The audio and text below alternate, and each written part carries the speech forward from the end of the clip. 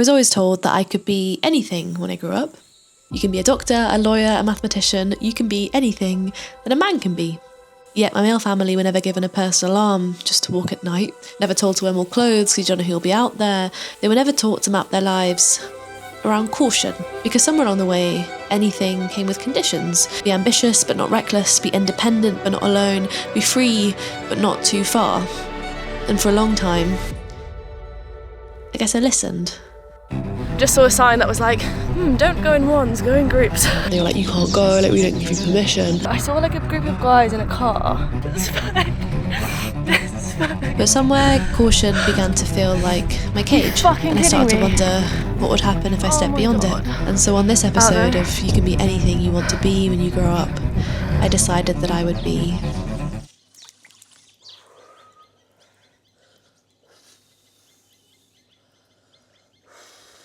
you've got free will and like I could just piss like here, you know?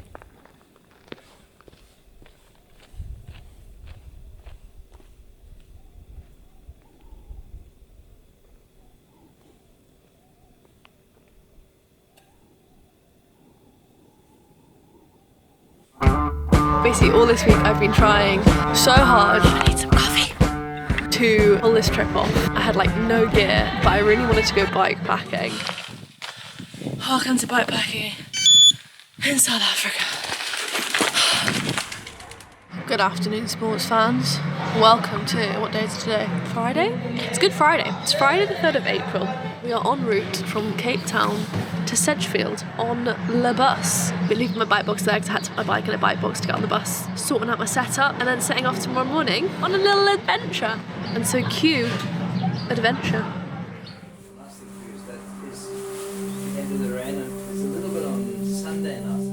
So after having spent a few months in Cape Town, escaping the British winter, I was craving seeing other parts of South Africa, and so with a route constructed using YouTube and the insights of my local friends, I'd be setting off on a 500-kilometre adventure through the municipality of the Garden Route. I would start in the lush coastline of the classic road trip highway. Okay, so the first section is a bit of highway, and then we go up into the montañas. Okay, turned off the motorway, just saw a sign that was like, don't go in ones, go in groups. So, be fine. Over the Utaniqua mountain range to drop into the vast dry landscape of the Klein Karoo. I'd then climb a second time over the steep and rugged Swartberg mountains, where I'd then loop back around south to climb and descend those very ranges again. But I guess what I hadn't quite calculated was that would total almost 8,000 metres of climbing with a loaded bike. Oh, and I only had 6 days. If you keep going, you'd get onto the 7 Passes Way, which is like the big gravel route down like the coast. And so as I turned off the highway, only 20 kilometres in, this would be the first time of many that my DIY route was giving DIY. I feel like I've kind of got nothing to lose by seeing if it really is closed. Unless like the road's completely like gone, like surely I can get through, you know? I think I found the construction, just half of a road. Your sign to ignore signs. Hey. I'm still so like mucked up on the screen. So about halfway in, I stopped near a little town called George. I got some food because I knew that would be the last time I could do it for a while. This is where we're going. Montague. 400 metres of climbing, 4Ks. We may be going on a hike. We've got 5 hours of daylight. My heart rates are like over 180 and it's gonna get harder. So I found a lot of this route from an awesome middle-aged South African man with a few hundred subscribers on YouTube, and so I knew this part was going to be a bit tricky. I guess I just wasn't expecting to basically have to walk the entire thing. Roads are only closed if you let them be.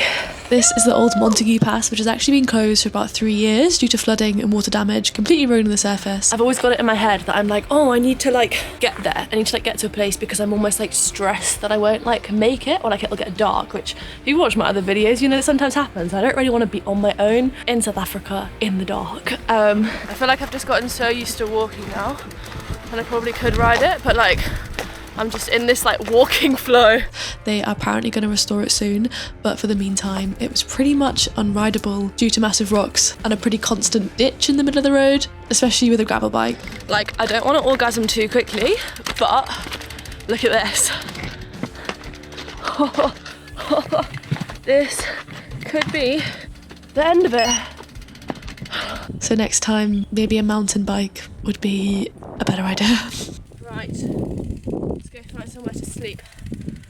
25 k's to the campsite. Although, to be fair, I think I could potentially take a shortcut, but I think it's on like a main road, so... So because of safety concerns in South Africa, my friends had told me not to wild camp on this trip. Just hit the tarmac. This must be Herald, I guess? This highway seems alright, so I show you cows, I show you dirt, I show you hills, I show you clouds. But this area is incredibly rural, and so I was pretty lucky that I found a campsite on Strava and messaged them on WhatsApp to tell them I was coming. I think given that I had loads of energy on day one, I was pretty comfortable being uncomfortable on this day, but it turns out that this would be the easiest day of the whole trip. Good morning. I still think you're crazy. What? I think you're going up that way and gonna make it in time? In 6 hours? Yeah. There's a cycle race called the Prince George, and they basically do what you're doing in reverse, and some people don't make it. In how long? They start in the morning and like there's a cut-off time, and if they don't make it. And are you doing it in reverse, the harder way? Good morning, friends. Welcome to the tent. Oh, I'm a bit tired. I can't say that the ground is a comfortable mattress. Yeah, that's all I've got to say on that front. Make a cup of tea is what I want to do. Oh, there's a lovely big beetle in my bag. Oh, fuck off, boy. And also I had a bit of a bad stomach. I'm not sure if the wrap that I saved for dinner was like a good idea, but like, so I'm feeling a little bit skinny today. But I've got some cereal bars, I've got electrolytes, and I've got open fuel, so I'll be fine. I think the first town's like 30-40 k's away, so I'm gonna get there, have a nice coffee, and then basically the rest of the day it's like climbing for like, I want to say like 70 k's, so.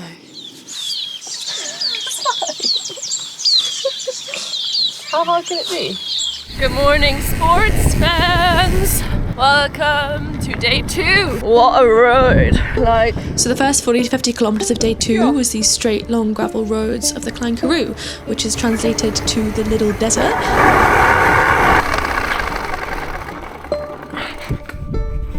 I thought that was a flat tyre for a second. Okay, well, at least it's not flat, but oh no. We'll see how this goes. And it is a sparse area between the two mountain ranges. And when you go over the Swartberg Mountains, which is what I do later in the trip, you leave the Garden Route municipality and you enter the Karoo itself, i.e. the big desert. But the Klein Karoo is known for its ostrich farming. Those do be ostriches. I do not know how I feel about you, sir. Is it the Doctor Who episode where there's like scary ostriches? We've just hit the tarmac.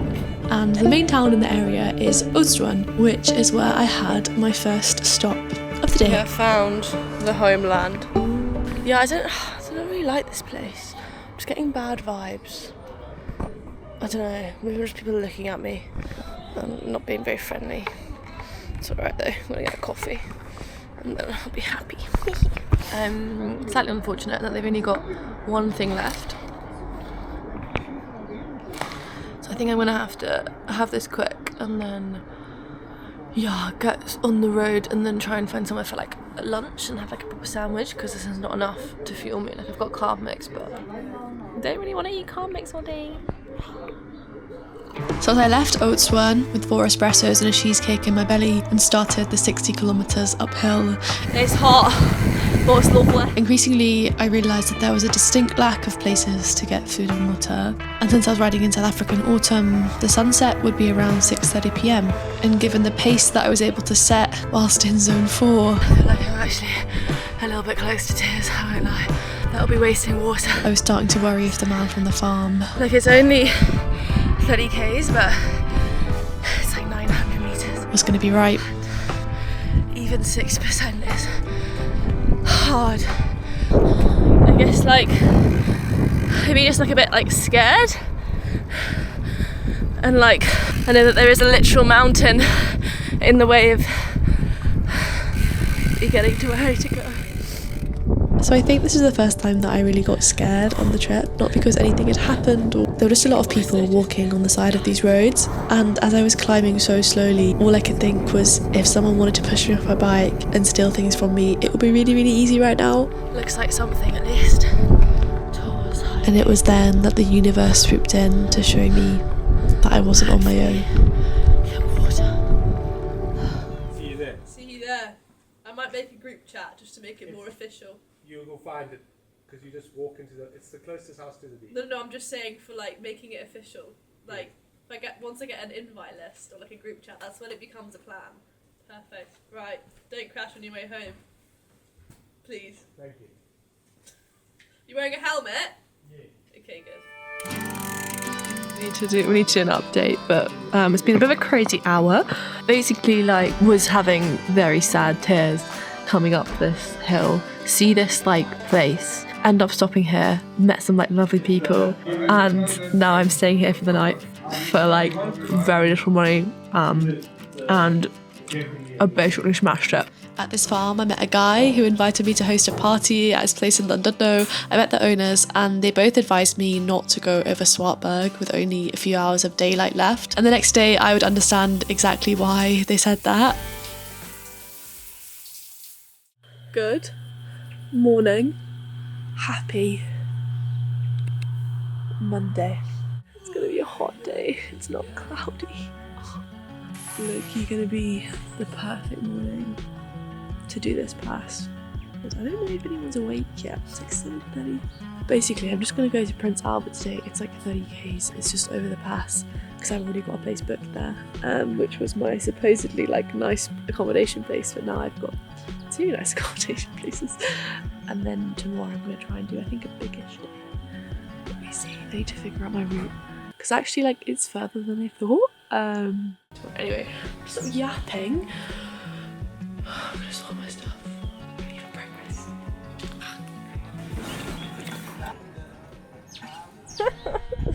We're very back heavy. The tail fin is very full. I'm a little bit worried about her. Yeah, there's not much I can really do. I think like basically today, because it's that really big steep climb, I just had to take as much weight off my back as possible because like my back was just getting so sore. Good morning, sports fans, and welcome to the latest episode of Laura carries her entire life over a fucking mountain. So the original route that I found on YouTube actually didn't go anywhere near Swartberg. This guy did 315 kilometres with 4,500 metres of elevation in 6 days, also with added rest days. I'm not even sure it does it justice quite how steep this is. It's like between 10 and 20%. It's like averaging at like 14. Having to like stop just to get my camera out. I'd heard that Swartberg was a must-visit place. I guess just hadn't quite clocked that Welcome to bikepacking in South Africa. it was adding 200 k's and over 3,000 metres of elevation. And so I was just praying that when I came down the other side, it was all going to be worth it. I think it's might be the top. And initially, it really wasn't.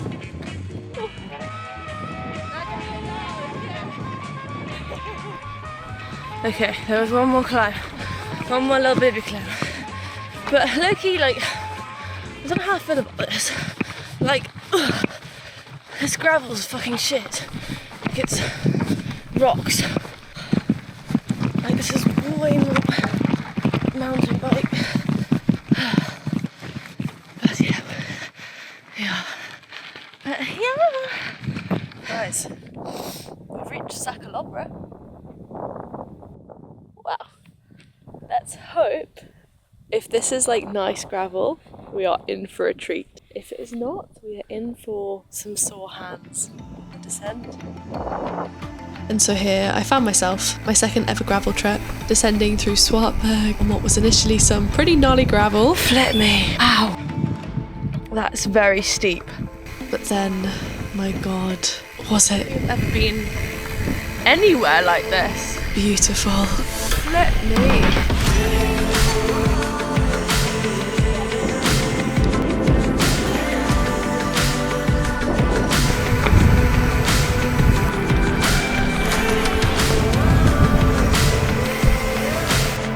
This is worth it. This is worth it. Jeez.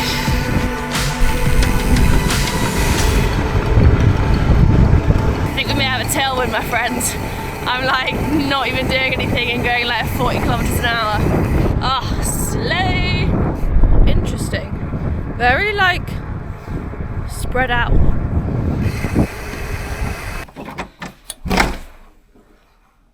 Wow. It's huge. Another day. Another slay. Slay, slay, slay. Welcome to my bedroom. Welcome to my patio. Welcome to my grass.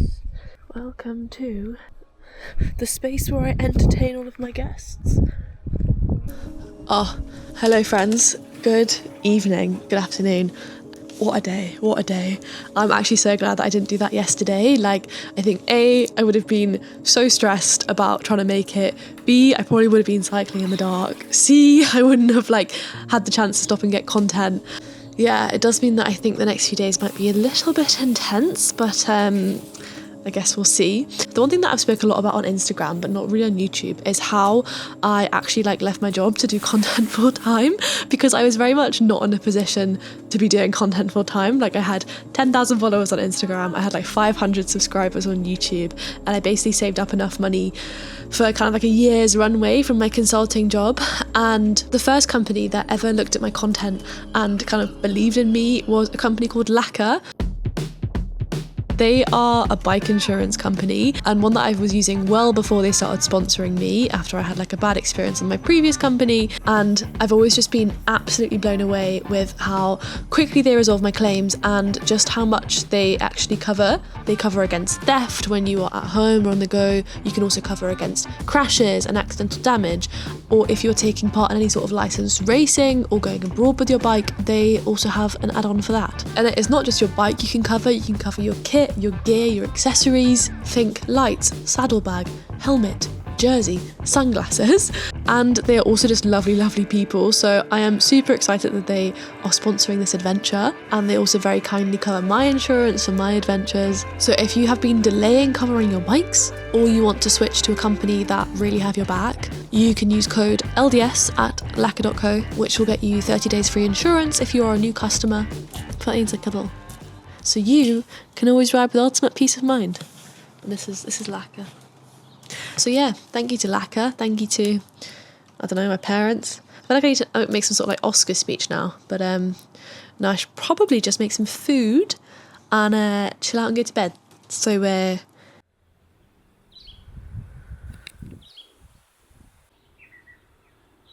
basically I can't decide what I'm going to do. It's currently like 8:30. Basically, I've got two options today. Either I can cycle to Durust, which is like 70 or 80 k's away, or I can go all the way to this place called Eagle Falls, which is like a cool camp spot that I found. But to get there, it's 140 kilometers. And I don't know, I think I'm just going to see how the body feels. Like, I'm going to have try to have a good breakfast. Like, I actually managed to have 3 meals yesterday, which, yeah, I always just struggle to eat when I'm bikepacking, and finding good food and stuff is a bit difficult. Basically, another option is if I can't get back in time, which I need to get. So I think the more concise way of saying this is that I had 3 days left of cycling before I had to be back in Sedgefield, because someone needed my bike at the weekend for a race. And so if I didn't manage to get to Eagle Falls, I would have to cut the trip short and miss out on one of the really cool passes, which is one of the whole reasons that I did this trip. Okay, this is what Karash is saying. Also, yes, it's currently 9:14. I haven't left. It doesn't look too bad. The biggest climb is 200. There's basically two 200-meter climbs, but then quite a few 100-meter ones. So, yeah. Good morning, sports fans. I'm just constantly in my head I'm doing 20 k's an hour, 140k. Takes 7 hours, which is fun. So the route profile for day 4 was a whole lot of climbing at the beginning, and then what looked like this long downhill section before I'd then turn off onto a bunch of rolling gravel. And so I had an inkling that after I suffered through the first bit, I could be able to pick up some speed. But this was a road that none of the locals that I'd spoken to really had a strong idea of. And so I kind of thought that it would be a road of nothingness. Feeling so much better, a bit of smells good. Like the fueling's just made a massive difference, which obviously. Wow, look at this. This is definitely not a road of nothing.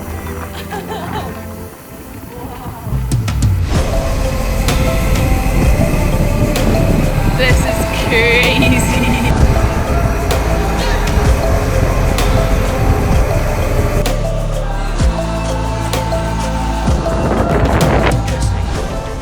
Yeah, like, all feels quite, maybe like Caribbean. I don't know why I feel the need to like compare everything to everything, but yeah. So as I arrived in Darust in the early afternoon and managed to get a full belly, I decided that I would try and do the full 140k. Except just as I was about to turn onto the gravel section, back in the Klein Karoo, I encountered my first real problem of the day. I just turned around because like, I don't know, I saw like a group of guys in a car. They're kind of on the road that I need to go on. And now I'm just like a bit scared, but I don't really know what to do about it.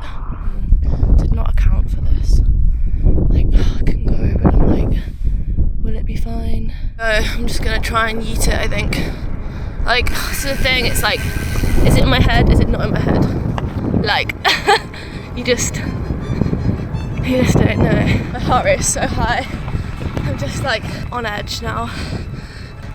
This is it, like, it's hard to trust your gut instinct sometimes because like your gut instincts are also like formed by like your biases rather than your experiences. Oh god. The gravel's just like so corrugated. So it's just like so bumpy. So I basically saw 5 guys in a straight line across the road earlier. 250 metres of ascent to go and 25k. It is slow. Bikepacking gravel is slow. And I thought that I'd seen them get out of a car before forming that line, and so I ended up just waiting it out and then yeeting it past like 10 minutes later. So I was already really on edge and stressed when I hit this section, 27%. Are you kidding which I think the guy on YouTube gave himself a full day to do. I don't understand how there's 230 metres of elevation left. Like, where? That gradient just clocked in at 32%. To wake up, remember who the fuck I am, reframe the mind. So as the sun was setting and I'd only seen 1 car for the past 3 hours, I'm scared it's gonna like not exist or like be closed or something. Don't have any phone service. Where the fuck is and the camp spot wasn't where I thought it was. it supposed to be here? I guess I realised how vulnerable I was out here on my own. Country lodge. 3 kilometres? You fucking kidding me? Oh my god. Oh.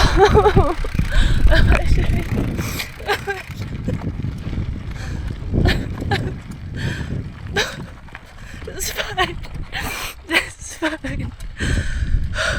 It's really not deep. I'm just like so scared that it's like closed or something. Girl said she wanted an adventure. An adventure is what she's going. Or just like chronic fatigue syndrome.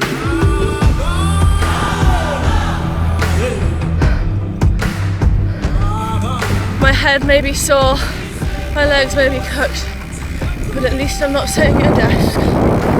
And so I made my way up and down probably the longest 3 kilometres of my life, not even knowing if at the end of it I'd even have anywhere to eat and sleep.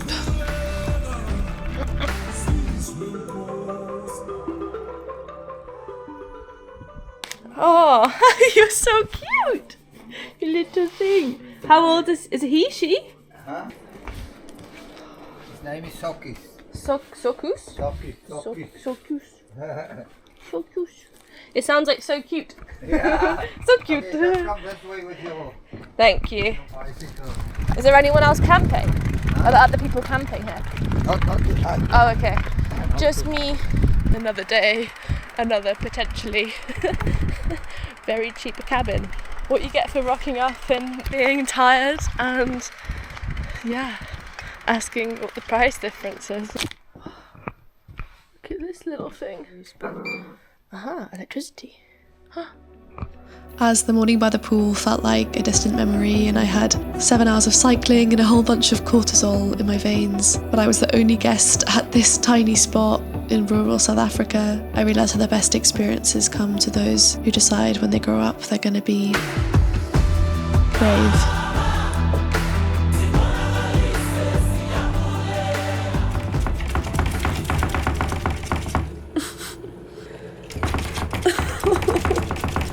I'm sorry, but I think you might have fleas. And I also... Maybe they're mosquitoes, but I did have mosquito spray on. What a beautiful place to wake up. Yeah, I had a big sleep last night. I think I'm at like 27% from Koros. Let's have a little look this morning. We are at training load 1,125. Training status excessive. Recovery 28%. Sleep 16 fair. Daily stress is alright. HRV's normal, you know. HRV's at 61. That's fine. That's normal for me. Which maybe I'm actually okay. Like this trip, like it's going so quickly. Like I've only got 2 more days of riding. I think it's gonna take me quite a long time to like process it all. A lot of the time when I go on Instagram, I think like the things that I do are so not impressive. And I think it's because I follow like all these amazing, especially like women, amazing adventurers who like travel to like insane places. They do it on their own. They're like so fucking rad. And I'm like, oh, I'm just here like doing my little thing. And like, yeah, I just need to remember that the point isn't about comparison. It's about like, what's a personal challenge for me. And like this has definitely been and is still like a challenge for me. I think like especially being on my own. I've done a lot of solo travelling, which I think like has put me in really good stead. I didn't quite expect it to be this like hard or for me to feel this like kind of uncomfortable. I think people were like, oh, you're going around the garden route, like it's fine. And I kind of expected it to be like super built up, super like, I don't know, like, fancy. And like it's not. I guess there is also so much to bikepacking alone. Even if I wasn't in South Africa, being in rural places, I'm sometimes eating and I wonder what would happen if I was allergic to something, or I'm out in the dark and I think something's going to come out and grab me. So much of what we fear is in our minds, and the only way to combat that and figure out what is real fear and what isn't real fear is to actually go out and experience things. It's unfortunately to put yourself in potential danger, and yeah, that might not be for everyone. I'm not going to sit here and recommend it, but at least for me, as someone who used to be terrified of emails and meetings, that danger is... Oh, I'm gonna cry, but I think it's because I'm tired. I think we'd be able to just like quite like deeply proud of myself. 100% worth it. I'm sorry, but you need to go. Bye. You can't follow me. He's gonna follow me. Oh, sweetie. Oh. Okay, I got him. Oh, sorry. There you go. Thank you. We've had a slight change of plan. I'm going back on myself for like 3Ks. On the hunt for smooth tarmac.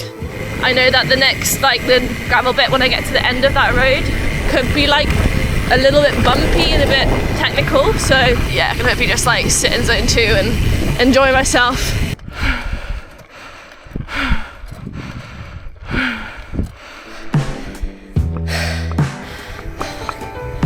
Tarmac is so close, you can't see that.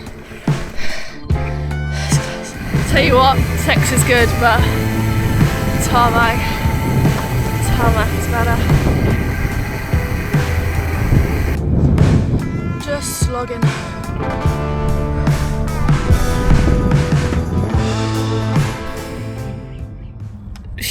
Like in a hole, in a place. Oh, look at this, lovely. Found, to be fair, I had a little gas station stop, got some water, thankfully, because it's bloody hot today. Found this cute little farm stand stop. I'm going to stop for a second, just like regroup. I've basically got like 15k of climbing, and then it's all downhill. But yeah, it's just taking me forever. Like, I think partly because I don't have... Partly because I don't have enough like sugar in me probably, and also, yeah, it's just hot and I'm tired, so it'd be like that. And it is just very uphill, like there has not been much like respite on downhills. But I mean, like 15k climbing should take me what, like an hour? And I think we're about to turn off onto the Prince Alfred Way.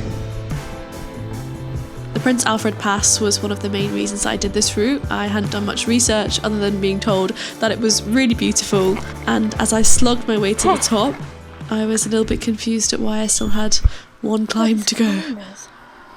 Maybe it doesn't exist.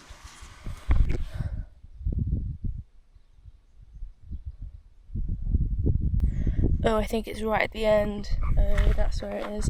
Oh, amazing. Now we're descending then. Oh. Welcome to bikepacking in South Africa.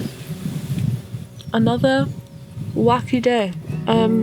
So I can't remember when I last spoke to you.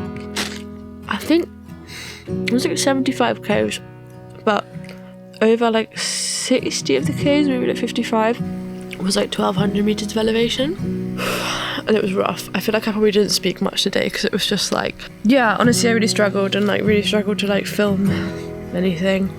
So the Prince Alfred Pass is this super long, almost 70k road that stretches over 2 mountain ranges, and in the middle of those 2 ranges there is a valley with a little town called De Fleur, and that would be where I was staying on my final night of the trip. And so as I was descending into that town, a few hours before sunset, seeing these magical views, I was honestly just so excited to get some food, have an early night, recover from some bumpy gravel, and of course, that did not happen. So then I rocked up to the town, De Fleur, and there's like a little shop thing, which I'm like, oh, it looks like a shop, so I kind of like roll past it, and then I reach another little like restaurant on the left, and then I realised that's the end of the town, like that is it, like that is De Fleur. I was like, right, okay. So I went into this like restaurant thing, like said best pub in town. I was like, great, like beer, whatever.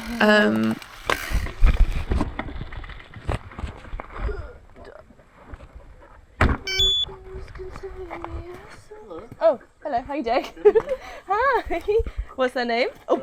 His name is Ranger. Ranger, it's not good to bite. Yeah, Are you open for food? my kitchen is closed, unfortunately. I'm waiting for Annie to come back from place.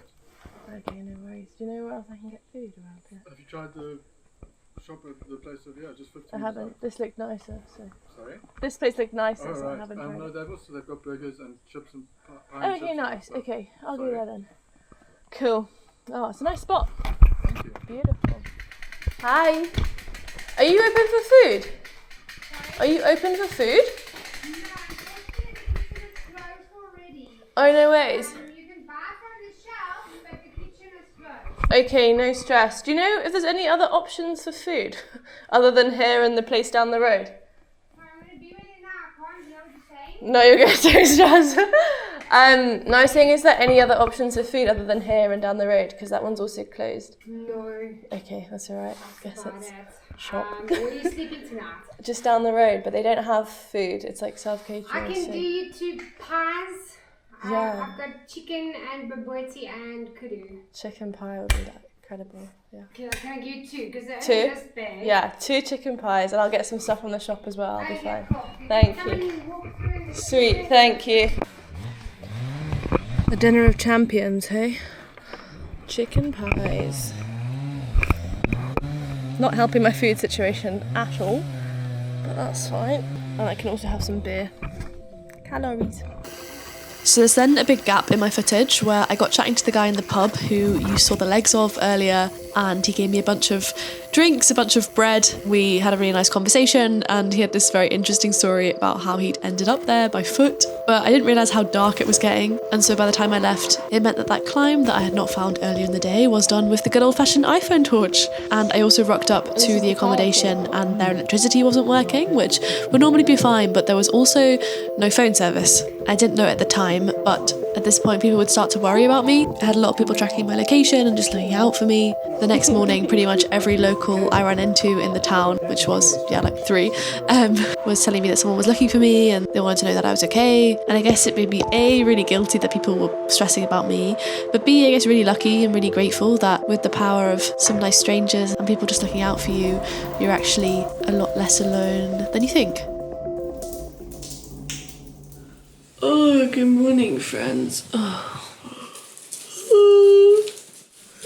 I slept okay last night. I fell asleep at like 10 to 9, and then I was just like really hot, and it was actually hot. Like I checked on Chorus, it was actually like 20 something degrees, so it was actually hot outside. And yeah, so then I woke up at like midnight, and then I had to like take all my layers off because it was just so warm. I do actually feel like I need to go in some cold water. Also, I don't know if I said yesterday, I lost my bikini bottoms somewhere on the road. I'm just gonna go in my underwear, bottoms. And so here we were on the final day of the trip, waking up to yet another campsite, to myself, the sound of the birds to myself, the mountains to myself, this entire pool to myself. So crazy. So like the swimming pool, it's like from the mountain. Where is the swimming pool? Over there. It's behind the hill. It's from the mountain. It comes in, and then it drains over at this like shower thing, and it's actually the same level as a swimming pool. So it's like a loop. So cool. Welcome to my campsite. Oh, okay, I feel a lot better now. Something that didn't hit me until this final morning, where I woke up in my literal paradise and was just thinking how much I would give to stay here forever, was how it is so great to be scared and out of your comfort zone because of how much you grow as a person. But I think something I really struggled with in hindsight was how to appreciate the moment and appreciate the beauty of this trip, while simultaneously constantly feeling on edge. Morning, friends. So this is the Fleur. This is where I came in. This is restaurant / shop number 1. Restaurant shop number 2 is over there. And yeah, that's it.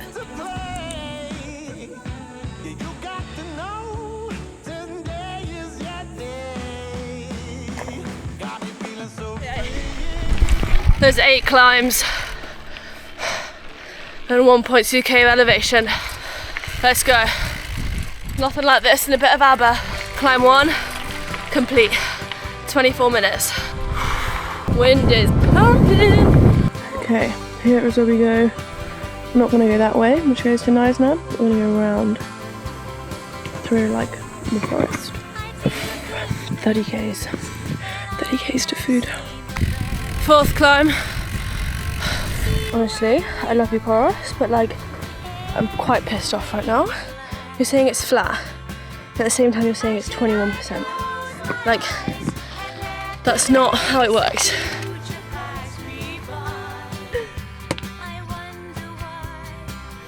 Thank you so much. Fresh water. I can stop rationing it now. It's the best water. Is it? Water is coming straight from the mountains. Oh, tastes like it. Tastes like mountain water. This is not a road. So with just 35 kilometers to go, I of course still faced everything that challenged me on this trip. Being alone in the middle of nowhere, the steep climbs, the treacherous descents, the constant fear that something would happen or I wouldn't get there in time, that my body would fail me, or worse still, my mind. And so as I emerged from the forest and reached the highway where I'd started this loop, I guess I was always told that I could be anything when I grew up. I could be a doctor, a lawyer, a mathematician. I could be anything that a man can be, but somewhere on the way that anything came with conditions. Be ambitious but not reckless, be independent but not alone, be free but not too far. Another yes, that is something I've been told my entire life by the people around me. I guess I also realised I was also speaking to myself. Climb 8 of 8 and welcome to Sedgefield. This isn't about women versus men, it isn't about gender or patriarchy of society at all. It's about how we are what we do. We become what we believe, and we believe in what we become. We all have barriers, some vastly more than others, and you will always have people telling you that you can't. But the more that we don't, the more that cycle continues. And so if there's one thing I learned from this trip, it's that sometimes you have to listen to those around you, but then ignore them and let your courage break the cycle for others to come. Just saw a sign that was like, don't go in ones, go in groups. They were like, you can't go, like we don't give you permission. I saw like a group of guys in a car. I had like no gear, but I really wanted to go bike packing.